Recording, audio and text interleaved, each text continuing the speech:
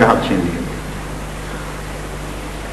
جو بھی آ رہا ہے اس وقت احمدی ہو رہا ہے وہ جانتا ہے کہ مجھ سے کیا ہوگا, مجھے غیر مسلم کہا جائے گا, گھروں سے نکالا جائے گا, مارا جائے گا, تکلیفیں دی جائیں گی, پھر آتا ہے. اس لیے اس کو منافق کہنے کا تمہارے لیے کوئی جواب ہی کوئی نہیں. اور یہ قانون تمہارے اپنا کیا حال کر دے گا اور کر رہا ہے, اس پر بھی غور کرو. ہم تمہیں ایک نصیحت کرتے ہیں, جو امت مسلمہ کے نام سے اس قانون کے نتیجے میں ابھرے گی اس کی شکل کیا ہوگی.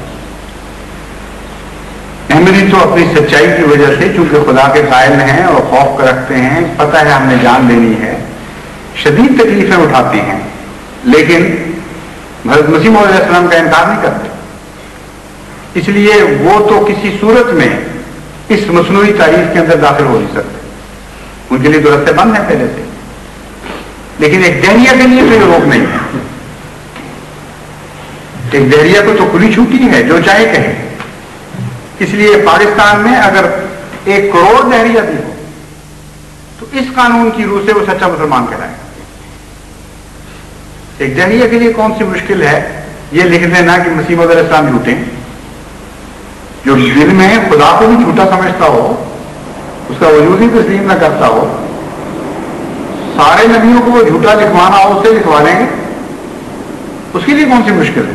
اگر تعریف یہ ہو سچا مسلمان ہونے کی کہ اول سے لے کر آخر تک جتنے نبوت کے دعوے دار تھے سارے ہی جھوٹے تھے, تو شوق کے ساتھ یہ جو مرتد یہ دہریہ ہیں یہ اس پہ دستخط کریں گے کہ ہاں ہم مسلمان بنتے ہیں. تو ایک حضرت مرزا صاحب کا انکار کے لیے کون سا مشکل ہے. عملاً یہ ہو رہا ہے پاکستان میں. احمدیوں کے سوا جتنے مسلمان پیدا ہوئے ہیں ان میں دنیا کو علم ہے, یہ کون انکار کر سکتا ہے اس بات کا کہ ان میں دہریہ شامل نہیں ہے. وہ سارے کے سارے مسلمان ہیں اس تاریخ کی روح سے, کیونکہ جھوٹ بول سکتے ہیں. پھر جو عدالتوں میں جھوٹی گواہی دینے کا عادی ہو, جو اپنی منفعت کے لیے اسلام کو نظر انداز کرنے کا عادی ہو, اس کے لیے کون سا مشکل ہے جھوٹ کو. تو قانون اب یہ بن گیا کہ جو سچے ہیں, جو سچائی کے لیے قربانی دینے کے پر آمادہ ہیں اور ہر قسم کی قربانی کے لیے تیار ہیں, وہ تو منافق ہیں. اور جب تک غیر منافق قرار نہیں دیے جائیں گے, جب تک جھوٹ بول کر ہمارے اندر داخل نہ, اور جو جھوٹ بولتے ہیں ان پر ہمیں کوئی اعتراض نہیں. شوق سے آئیں اور موریں لگواتے رہیں کہ تم مسلمان ہو, تم بھی مسلمان ہو, اور تم بھی مسلمان ہو. یہ نقشہ نیا ایک شریعت کا ابھر رہا ہے پاکستان میں, اور کوئی خوف نہیں کر رہا. اور پھر اس کا بڑے فخر سے پروپیگنڈا کیا جا رہا ہے ساری دنیا میں.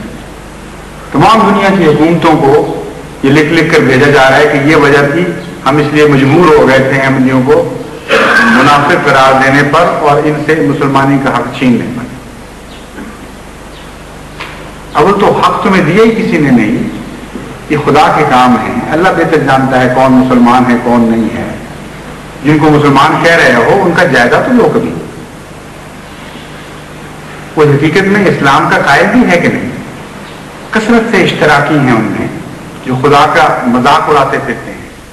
آج بھی پاکستان کے اخباروں میں, رسالوں میں وہ تمسخر اڑا رہے ہیں, اور کسی کو ضرورت نہیں کہ ان کو غیر مسلم کہہ سکتے, کیونکہ قانون ایسا بنا دیا, اس قانون کی زد میں وہ نہیں آ سکتے.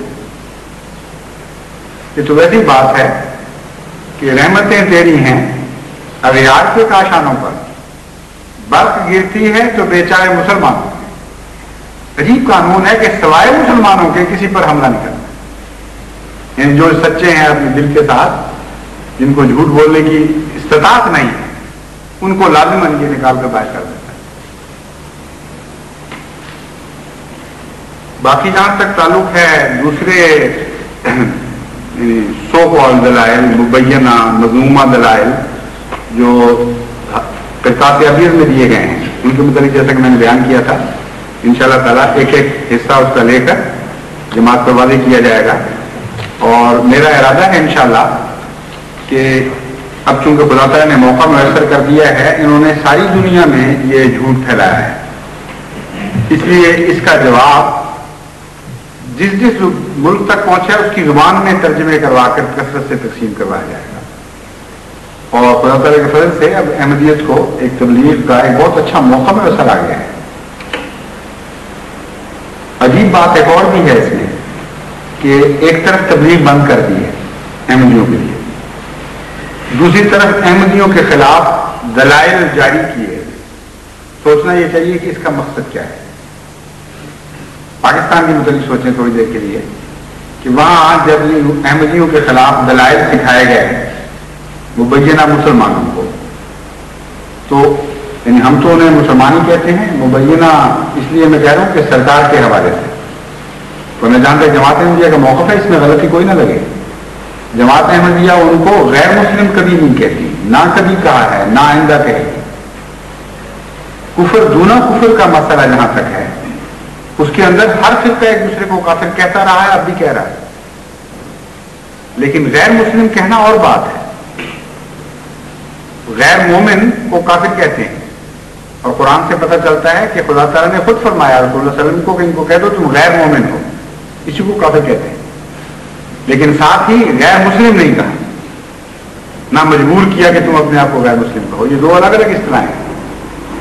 اس لیے جب میں کہتا ہوں مبینہ تو مراد یہ نہیں کہ ہم مسلمان نہیں تسلیم کرتے، ہم تو یہ اقرار کرتے ہیں کہ جو منہ سے جو کہتا ہے، جس مذہب کی طرف منسوب ہوتا ہے، اسے یہ حق بہرحال دیا جائے گا کہ وہ اس مذہب کی طرف منسوب ہو۔ جب ہم کہتے ہیں کافر ہے تو مراد صرف یہ ہے کہ فی الحقیقت جہاں تک اس مذہب کے مغز کا تعلق ہے وہ اس سے آری ہے، اور مراد صرف اتنی ہے کہ جب وہ وفات پائے گا تو خدا تعالیٰ کے حضور حاضر ہوگا، اس کے اعمال اس کو کافر بتا رہے ہیں، یا اس کے بعد بد عقائد اس کو کافر بتا رہے ہیں۔ اس سے زیادہ ہمارے فتوے کی کوئی حقیقت نہیں۔ تو بہرحال یہ جو دوسرے مسلمان ہیں اس وقت پاکستان میں، ان کے متعلق ہم پر یہ پابندی ہے کہ ان کو تبلیغ نہیں کرنی۔ حالانکہ یہ سوچا ہی نہیں گیا کہ تبلیغ تو دو دھاری تلوار ہوتی ہے، ایک طرف سے بند ہو ہی نہیں سکتی جب تک دوسری طرف سے بند نہ ہو۔ تو عوام الناس پاکستان کے بیچارے سوچ ہی نہیں سکے کہ ہوا کیا ہے۔ واقعہ یہ ہے کہ ان پر بھی یہ پابندی عائد ہو گئی ہے کہ انہوں نے ہمیں تبلیغ نہیں کرنی۔ اگر یہ نہیں ہے تو پھر یہ شکل نکلتی ہے، حکومت پاکستان کا یہ فیصلہ ہو گیا کہ اگر احمدیوں کو کوئی غیر احمدی تبلیغ کرے تو انہوں نے نہایت خاموشی سے تبلیغ سننی ہے اور جواب میں کچھ نہیں کہنا۔ سمجھ آئے یا نہ آئے، یہ ایک طرفہ بات سنتے چلے جائیں اور جواب میں کچھ نہ کہیں۔ یہ قانون ہے، کہاں سے لیا؟ قرآن سے حاصل کیا، سنت محمد مصطفیٰ صلی اللہ علیہ وسلم سے اخذ کیا۔ عام دور تو جب تبلیغ کرتے تھے تو دو پہلو نمایاں تھے، ایک یہ کہ دنیا کا کوئی فرد بشر آپ کی تبلیغ کے فیض سے باہر نہیں رہا، نہ قرآن نے اجازت دی کہ کسی کو چھوڑ دو۔ یہودیوں کے پاس بھی گئے، دکھ اٹھا کر مارے کھا کر بھی گئے اور تبلیغ کی۔ تو یہ کون سی شریعت ہے کہ احمدیوں کو تبلیغ نہیں کرنی؟ اور اگر تبلیغ کرنی ہے تو پھر یہ سنت کہاں سے نکالی کہ تم بولی جاؤ اور احمدی نہیں بولے؟ کیونکہ حضرت صلی اللہ علیہ وسلم کا تو یہ تبلیغ کا نمونہ نہیں تھا۔ آپ تو گھنٹوں دیتے تھے غیروں کو، ان کو تبلیغ کرتے تھے، پھر ان کی باتیں سنتے تھے، بڑے تحمل اور پیار سے سنتے تھے، بلکہ ایسے بھی تھے جو آ کر نہایت گستاخیاں کر جاتے تھے، بڑی سخت گستاخیاں کر جاتے تھے گفتگو کے دوران، اور ان کو موقع دیتے چلے جاتے تھے۔ انظرنا جو قرآن کریم میں حکم آتا ہے، رائے نہ منہ بگاڑ کرنا کہا کرو، یہ کس طرف اشارہ ہے؟ یہ تو نہیں تھا کہ رسول کریم صلی اللہ علیہ وسلم کو علم نہیں ہوتا تھا کہ کیا ہو رہا ہے۔ گفتگو ہوتی تھی، مجالس ہوتی تھی، یہود آتے تھے، کئی قسم کے سوال کرتے تھے، جواب دیتے تھے۔ تو رسول اللہ صلی اللہ علیہ وسلم کو تبلیغ ہو کر سکتا ہے یہودی نعوذ باللہ من ذالک؟ اور آپ کو تمیز نہیں ہو سکتی یہ کون سا قرآن کریم نکالا نیا.